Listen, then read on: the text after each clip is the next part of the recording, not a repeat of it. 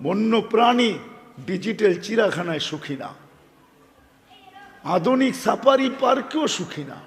কেননা সে আমাজনে নাই বিদায় সুখী না, আফ্রিকার জঙ্গলে নাই বিদায় সুখী না, সে সুন্দরবনে নাই বিদায় সে সুখী না। খোলা জঙ্গলের পরিবেশই তার সুখের একমাত্র পরিবেশ। আমাকে যেই আল্লাহ আমাকে এত কিছু দিলেন, ওই আল্লাহ কি এই ছোট জীবনটা একটু সুখে কাটানোর জন্য আমার জন্য কোনো পরিবেশ দেন নাই? আল্লাহ কি আমার উপরে ছেড়ে দিলেন যে তুমি বিবেক বুদ্ধি দ্বারা নির্ণয় করো? রাগ হয়েন না, রাগ হয়ে যায় না। আমার এখানে হাজারো কান্না আছে, হাজারো হাসি আছে। আমি চিনি আমেরিকাতে ওই মা বাবা চিনি আমি, যে আমার হাতে হাত রেখা চোখের পানি ঝরায়া বলছে আমার জানা ছিল না এই বৃদ্ধ বয়সে আমার ছেলের ঘরে আমাকে চাকর হতে হবে। এরকমও বাবা আমেরিকাতে আছে। আমি জিজ্ঞেস করছি কেন? বলছে আমার ছেলে পুত্রবধূ দুইজন জবে চলে যায়, কাজে চলে যায়। বাচ্চাগুলাকে যদি চিলড্রেন কেয়ারে দিতে হয় তাহলে ডলার গুনতে হবে। ঘরটাকে কে গুছায় রাখবে? কাপড় চোপড় কে গুছায় রাখবে? ভাত তরকারি কে পাক করে রাখবে? আমাদের দুইজনকে নিয়ে আসছে, ওর মাও চাকর আমিও চাকর। হুজুর একটু দোয়া করেন। কি বিশ্বাস হয় না? হয় না? হ্যাঁ মনে হয় হয় না? তো আমি বললাম কেন?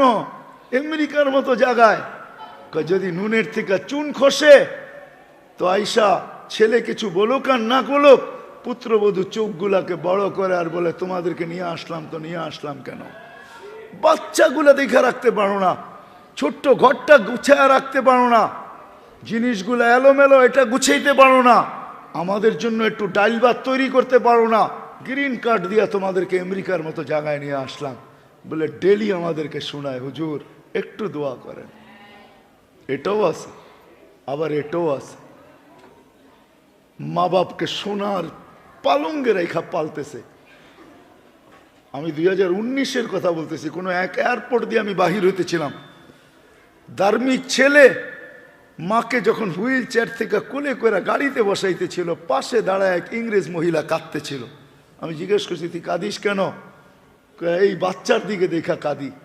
নিঃসন্দেহের মা হবে, দেখো মাকে বাচ্চার মতো কিভাবে যত্ন সহকারে গাড়িতে বসাইতেছে। হায় আমার সন্তান কোথায় হারায় গেছে আমি জানি না। বৎসরে শুধু একটাই কেক আসে মাদার ডে, আর একটা কেকই আসে ফাদার ডে। দুটা ডেট তাদেরকে আমি দেখি, এছাড়া দেখি না। আমিও বলতে বাধ্য হয়েছি তাকে যে এটা তো মোহাম্মদুর রসুল্লাহ সাল্লাল্লাহু আলাইহি ওয়াসাল্লাম, আল্লাহর রসুল শিখায় গেছেন, গিফট দিয়া গেছেন। এটা আমাদের আল্লাহর রসুলের কেরিয়ার, আদর্শ, স্টাইল। আল্লাহর রসুলও মাকে নিয়ে এরকমই করছেন।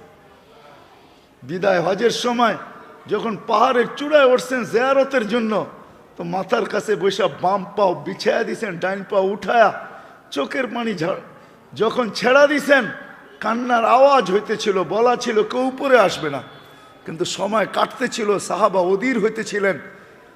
আবু বকর, ওমর আর ওসমান রাদিয়াল্লাহু তাআলা আনহুকে বলতেছিলেন যাও না, কান্নার আওয়াজ তো আসে, আল্লাহ রসুল নিচে কেন আসে না? উপরে যায় শুনতেছেন আল্লাহ রসুল বলতেছে মা মা তুই যদি জীবিত থাকতি আমি ফরজ নামাজ শুরু করতাম, সূরায়ে ফাতিহাকে শেষ করতাম, সুম্মা বাদাতু সূরা, তারপরে সূরাও মিলায় নিতাম, সুম্মা নাদাইতানি ইয়া মুহাম্মদ, তুই যদি আমাকে মোহাম্মদ বলে ডাক দিতি আল্লাহি লাকাতাতুস সালাহ, আমি নামাজ ছেড়ে দিতাম। মা বাবার মর্যাদা বুঝেছেন, আলাদা আলোচ্য বিষয় হবে, আসেন। যদিও দৌড়াইতে দৌড়াইতে দৌড়াইতে দৌড়াইতে দাড়ি পাকায় ফেলছে। আজ পর্যন্ত বুকে হাত দিয়ে কেউ আমরা বলতে পারবো না যতটুকু সুখের আশা করছি তার পার্সেন্টেজ কতটুকু পাইছি, এটাও কেউ মিলাইতে পারবো না। পারবেন না? আপনি পারবেন না, আমি পারবো। কেউ আমরা মিলাইতে পারবো না যে যতটুকু সুখ চাইছি কতটুকু পাইছি, যতটুকু সফল হইতে চাইছি কতটুকু পাইছি। বাড়ির মালিক হওয়া সফলতা না, দুনিয়ায় কিছু টাকা পয়সার মালিক হওয়া সফলতা না। যদি হইতো তাহলে নিজের পিস্তল কোনোদিন নিজের মাথায় লাগতো না, নিজের টাকার রশি নিজের গলায় কোনোদিন লাগতো না। বেশি দূরে যেতে হবে না, ধানমন্ডি গেলেই পাওয়া যাবে। পন্নী ফ্যামিলির ছেলে, জানি না পন্নী ফ্যামিলি চিনেন কি চিনেন না, করটিয়া জমিদার পন্নী ফ্যামিলির ছেলে নিজের টাকার রশি নিজের গলায় লাগায় ঝুলা গেছেন। শিক্ষিত মানুষগুলো এখনো নেটে সার্চ দিলে পাবে, এই খবর মিডিয়ায় আসছে। সেলিব্রিটি লোকগুলাই বেশি আত্মহত্যা করে, কেন করে? ওদের তো সেলিব্রিটি কেউ নাই। যদি এটাই মানুষের সফলতা হইতো আর সুখ হইতো, তাহলে কোনোদিন সেলিব্রিটি লোকগুলা আত্মহত্যা করতো না, উন্নত বিশ্বে আত্মহত্যার মাত্রা এত বাড়তো না। সুইডেনের মতো দেশ, সুইজারল্যান্ডের মতো দেশ সরকারিভাবে আত্মহত্যার বৈধতা কোনোদিন হইতো না। মানেন কি সুইডেনে সরকারিভাবে আত্মহত্যা বৈধ? জানেন তো এটা? না জানেন না? শুধু আপনাকে লেটার দিতে হবে, কিভাবে মরতে চান লেখা দিতে হবে, ওইভাবে সরকার কার্যকরী করবে। এত দুনিয়ার সবচেয়ে সুখী দেশ। আমি পড়া বলতেছি না, আমি যায়া বলতেছি, ওই জমিনে আমার পায়ের দাগ আছে। আমি ওই গলি গলি চিনি। 2008-এ আমার এক তাবলিগি সফরে 25 দেশ ছিল। আমি ইউরোপ পুরা চিনি। আমি ওই হোটেলও চিনি, প্যারিসের ওই হোটেলও চিনি, যেখানে শুধু একটু রিল্যাক্স হওয়ার জন্য যায় মানুষ, একটু রিল্যাক্স হওয়ার জন্য। আমি জানি ওইখানে রিল্যাক্স হওয়ার জন্য পার ডে কত বিল দিতে হয়, কত ইউরো দিতে হয়, এটা আমি জানি। আমি ওই হোটেলও চিনি যেটা কুকুরের জন্য 5 স্টার হোটেল প্যারিসে বানানো আছে।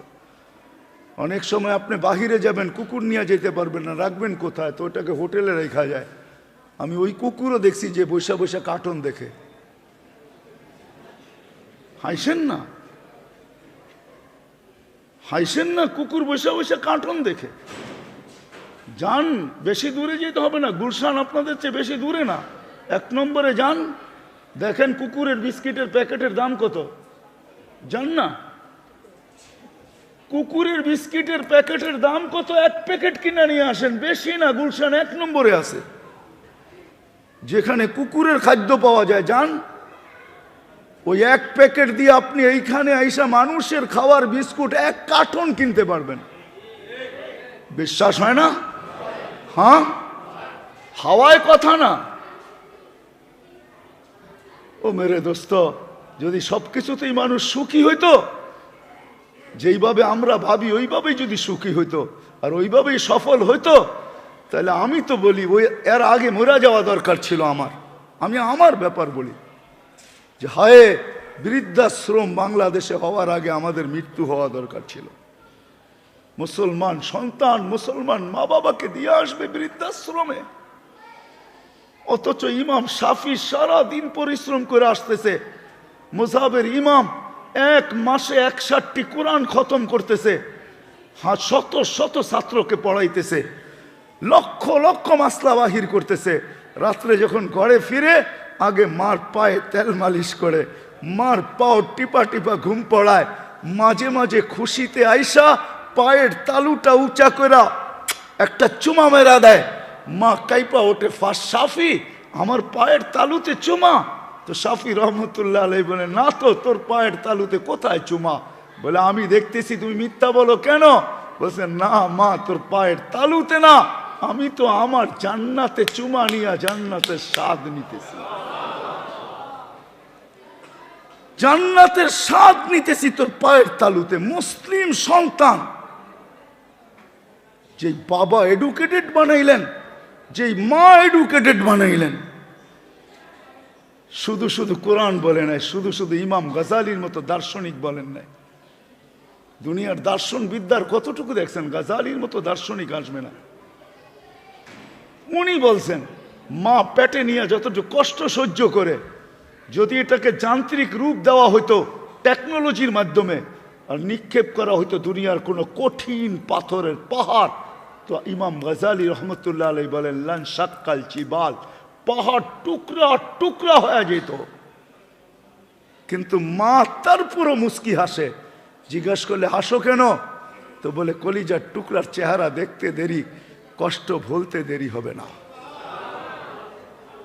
আর এটা মার ভিতরে আসলো তো আসলো কি করে? ওটা আল্লাহ বলে দিছে, জাল তুলে হানানা, তোর জন্য মার দিলকে আমরা ভালোবাসা দিয়া ভরা দিছি, দিলের ভিতরে ভালোবাসার তুফান চালাইছি, দিলের ভিতরে ভালোবাসার সাইক্লোন চালাইছি, দিলের ভিতরে ভালোবাসার বন্যা চালাইয়া দিছি, যার কারণে যত কষ্টই হোক না কেন, অহনুন আলা ওয়াহানিন, কষ্টের উপরে কষ্ট, তারপর মা মুচকি মুচকি হাসতো। আর কেউ জিজ্ঞাসা করলে বলতো শুধু চেহারা দেখতে দে, কষ্ট ভুলতে দেরি হবে না। আজকে ওই মা বৃদ্ধাশ্রমে, বাবা বৃদ্ধাশ্রমে। হায় হায়, আমার মনে আছে 2008-এ আমি ফ্রাঙ্কফুর্টে বসা ছিলাম।